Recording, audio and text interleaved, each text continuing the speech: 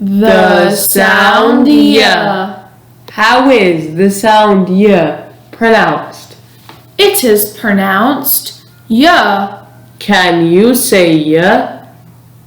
Ya, ya, ya, ya, ya, ya, ya, ya, ya. Very good. The sound y has one spelling variant. Y. Now let's take a look at some examples of the sound y. Y, Am, yam, y, ought, yacht, yeah, low, yellow. The sound y is voiced, meaning your vocal cords vibrate when producing the sound. Your tongue starts at the roof of your mouth, then goes to the bottom when pronouncing the sound y.